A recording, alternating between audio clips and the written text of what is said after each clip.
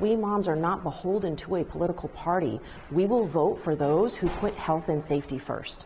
That's it. That's how we're going to be voting. It is not a usual thing for the United States, Canada, and Europe to all ban a chemical. That shows extreme and severe, like there's zero tolerance level for some of these veterinary drugs and hormones. They're putting their lives on the line for us, and we want to be able to, for them to have the best food possible.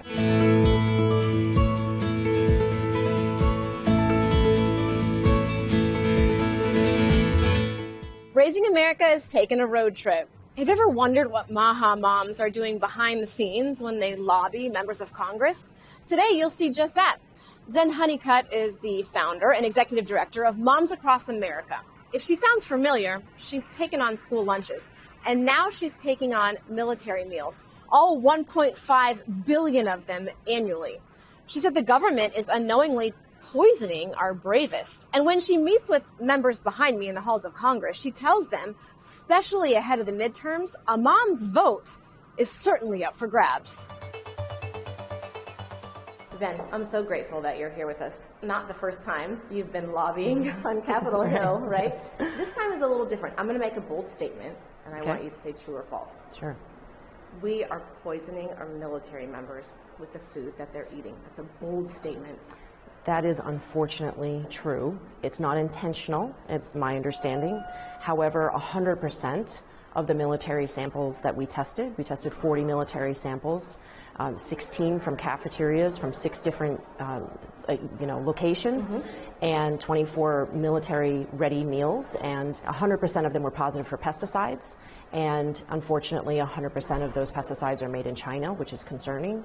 We also saw 100% of them positive for heavy metals, some up to 17,000 times higher than what the EPA allows in drinking water. One of them was an aviary contraceptive in our military food. Some of these pesticides are also banned in other countries. The synergistic effects along with the heavy metals are untold. We just don't know.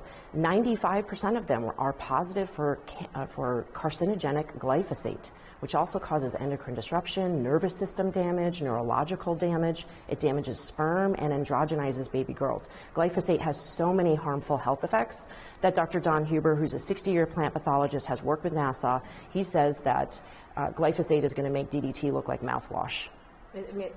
I went through your report. I was looking, and for a little bit of background, this is not your first rodeo.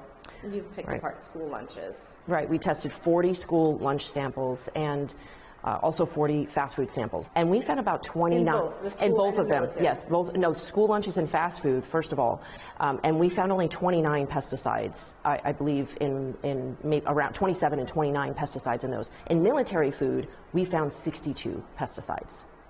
That we found the highest level of all of the testing we've been doing for 13 years of pesticides in military food. So this is extremely concerning to us. And for perspective, obviously there are millions of kids in the schools, but when we talk about military meals, we're talking 1.5 billion military meals every single year, and that's not even meals ready to eat MREs. That's in the 37 million category. Yeah. We're talking about a huge percentage of folks across the globe that are eating these meals. Yes, 1.5 billion military meals per year. And it's one of the largest purchasers of food procurement, right, in the United States. The USDA does purchase more food through the school lunches. So the two of them together could really, if we change how we procure our food and we focus on American food first and we focus on non-toxic, nutrient-dense food, we could transform the entire food industry just by focusing on the military and school lunches. Having non-toxic, nutrient-dense food. And think about the farmers. They would have a guaranteed market. A guaranteed market. It wouldn't be unsure, like, is China going to buy our soybeans this year or not, right? We wouldn't be dependent on foreign countries to be purchasing our soy and corn. We could be growing real food here in America with support from the government. And this is just preliminary AI research, right? I'm not a financial budgeting expert at all, but just the preliminary AI research from the USDA and the DoD showed us that if the president designated or did an executive order or ordered that our military and our schools should have regenerative organic food, and he helped transition farmers to regenerative organic, it would take less than 2% of the $1.5 trillion budget. And, you know, again, I'm not a financial person, but that sounds reasonable to me. And we would think that military grade food would be what military grade means to most people, which is premium, high quality, the best. And we believe that's what our military should have. They should have the best food to support their minds to be the best. You know, like Melania Trump's initiative, Be Best. We want our military to be best. That means the food needs to be the best. That means the water quality needs to be the best, right?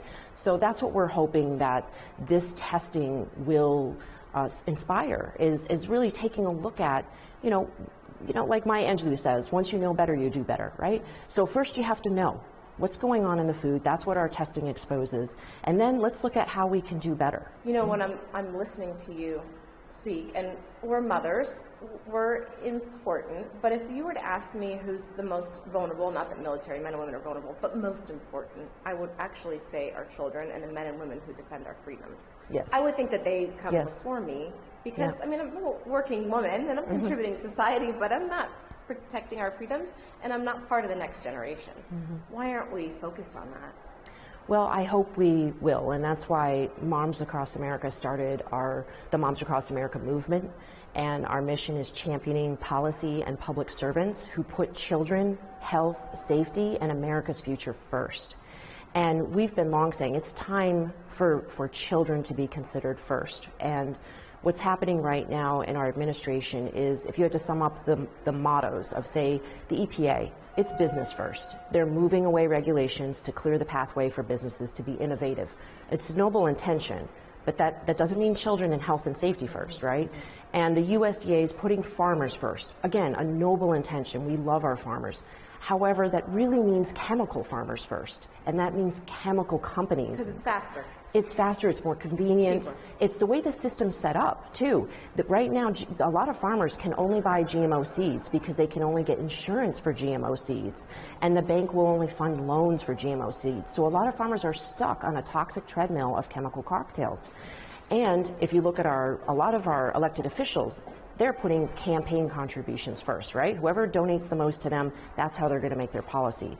We at the Moms Across America movement are saying it's time for children first, health first, and safety first. However, we don't want to pit anybody against each other. If you really look at the umbrella of the wisdom of President Trump and Kennedy, who said, make America healthy again, if we put health first, that encompasses everybody's success. If the businesses put health first, they will have a long-term viable business plan. It won't be a short plan where they're just poisoning people and they get sued, right? The chemical companies and any type of food product company, if they put health first, they're going to have loyal customers. They're going to have a long-term business plan. If our farmers put health first, the health of their soil is going to improve. The quality of their crop will improve. Their yield will improve. Their profits will improve.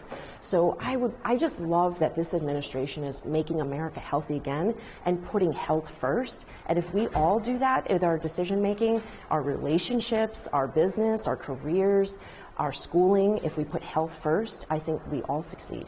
You brought something up that I want to touch on. You said a lot of this food is coming from overseas. This is as far as what the military Huge is part, eating. yes. Where is it coming from? And how did you discover that? Well, we don't know all of the details of where everything's coming from because we're not privy to all of the procurement details, right? Military members that have reported to us that some of the meat is coming from China or at least processed in China and comes back to us. Some of it comes from Africa. It's not made in the United States, the most part of it. The fruit that we consume, and which was very high levels of pesticides in military food, 60% of it is imported to the United States. So it comes from other countries.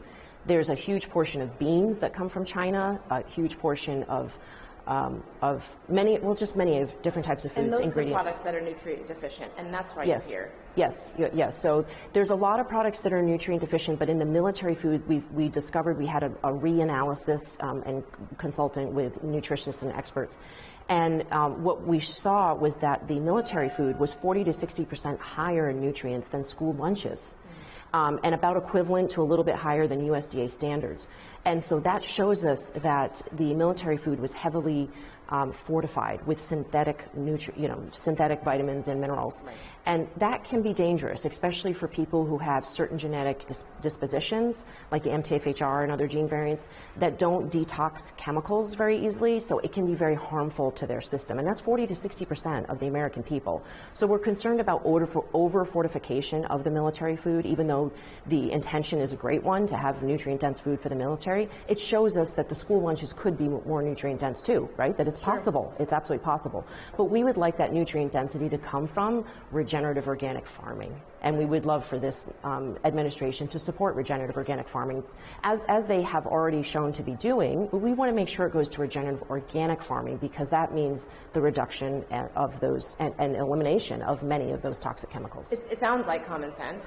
You've been in D.C. for the entire week. What are you doing here? What are you doing here today? What does your schedule look like? And what do you want? What do you want from lawmakers? Yeah, well, I'm just about to go meet with G.T. Thomas's office. He's the head of the Agriculture Committee and is responsible for potentially getting a pesticide immunity shield in the Farm Bill, which we do not want to happen. We've been very vocal about that. He thinks that we're misinformed, so we hope to bridge that gap and to let them know what we're hearing from farmers. A lot of former agrochemical farmers, that they switched over to regenerative and organic farming, and they're more profitable. The soil is better quality. There's more nutrients in their food. We've tested. There's more nutrients in regenerative organic crops, many of them anyway, maybe not all of them, but many of them, than even organic or conventional. So we want to make sure that our elected officials are keeping in mind that there are other alternatives. The GMO monocrop farming is not the only way. And in fact, it is so toxic that we cannot make America healthy again if we continue down this path. We cannot fulfill on President Trump's decree to make America healthy again, to reduce, as he said on a presidential platform, he said the words pesticides, autism, and childhood chronic disease on a presidential platform, shaking Kennedy's hand and telling him he could go wild.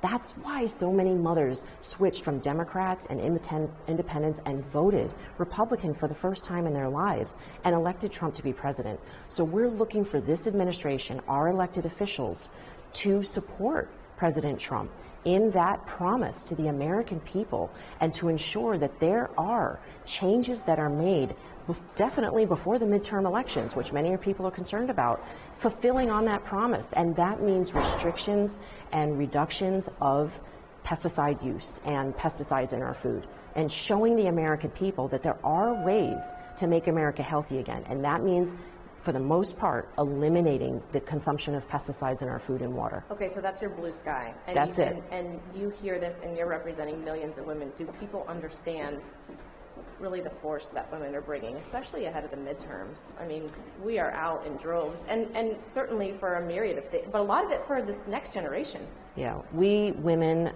and moms are fearless in defending our families that we love. We will speak up, we will stand up, we will show up. And, I don't have a crystal ball, I can't predict the future, but what I'm seeing in the chat rooms when our moms were watching, Section 453, the pesticide immunity shield, be voted on yes by all of the Republicans, the moms were saying, well, I guess I'm a Democrat now. So, what that shows me is that we moms are not beholden to a political party. We will vote for those who put health and safety first. That's it. That's how we're going to be voting. These chemical farmers didn't need dicamba that was reapproved last week. They have 1,067, even more than that, other pesticides. But we moms only need one vote to make a difference. And that's what I'm counting on going forward in the future. And we want to see, it's not political for us though, really. We want to see elected officials from both sides say we are putting health and safety first. And then we want the best person to win. So we will champion and highlight people from both parties if they're doing something that really puts our children's health and safety first. I think it's a very exciting time. It's like a dream come true for me to have the Make America Healthy Again Commission and movement within the government. This is the best time ever to have something done that actually improves the health and safety of our children and our families going forward in the future. But not falling up and down party lines. The movement that I've witnessed and the women who I talk with, I mean, their votes are up for grabs. I mean, yeah. They're ready for whoever's going to make the best decision. They just want to see results. They want to see people who not only make commitments, but take action. And there have been at least 69 bills that have been presented. It's probably in the 80s by now. It's hard to keep up. That are getting food dyes and ultra processed foods out of our school lunches. They're championing having raw milk access across the country. People are championing pesticide accountabilities. Cory Booker's office, the Pesticide Accountability Act, closing the grass loophole. I'm so excited about the bills that are being presented. That these MAHA type bills are really exciting. Now, having them presented is fantastic, and it's one thing. We need to follow through. We need to have sponsors. We need to have bills passed. It's time for things to get done. And that's why you're here. Yes. Before I let you go, what are your goals?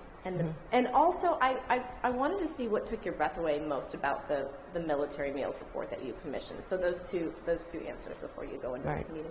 So our goals would be to not have a pesticide immunity shield in the Farm Bill. That's absolutely imperative to us for that to not go forward because we believe that chemical companies need to be held accountable for the safety of their products and for their claims.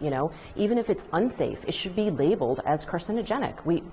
So we need the Farm Bill to not diminish how the EPA can do its job. What they're targeting is changing the way that the EPA updates labels by blocking the EPA from updating labels. And we believe that if you're going to be transparent and have science be the gold standard science, the EPA needs to be able to update their labels when there's new science, such as the recent study that showed that glyphosate causes 10 types of cancers, particularly leukemia in the young rats that were studied. So we're extremely concerned about the statistics that 1 out of 2 men and 1 out of 3 women are expected to get cancer in America today, and giving a liability shield to the chemical companies that are contributing to that just doesn't make any sense to us at all. So we want to get the liability shield out of the Farm Bill, and going forward, we want to see policy put into place that really prioritizes our children's health. Just to sum it up, there's many issues that we're talking about, EMFs and geoengineering and pesticides and vaccine safety, and all of it. We have a newborn genetic disclosure act that we want to get a sponsor for, so that people can just find out what their babies are being tested for at birth, genetic wise, which is happening. So they're not finding out, and we want people to know. And because the MTFHR gene and all those variants really do impact how a person processes toxic chemicals, and we believe parents should know what the genetic condition is of their kids. Right. So, and the most surprising thing in the military food was just the sheer number of pesticides, the 62 pesticides, and also that the veterinary drugs and hormones have very severe health effects. Many of them are banned in Europe, Canada, and United States. It is not a usual thing for the United States, Canada, and Europe to all ban a chemical. That shows extreme and severe, there's zero tolerance level for some of these veterinary drugs and hormones. So that means they're either being used illegally here in the United States, or that meat is being imported from other countries that don't have those bans. Right. Both are extremely concerning and need the immediate attention of our regulatory agencies to protect our military, who's protecting us. They're putting their lives on the line for us, and we want to be able for them to have the best food possible. All right. Well, good luck today. Keep us posted. Thank you. We'll be watching on the sidelines, and we hope that you'll join us again. Thank you. We hope you'll be right there with us. We will. Thank you. You've got an army. The moms are interested. Yes. They want to know. Great. Thank you.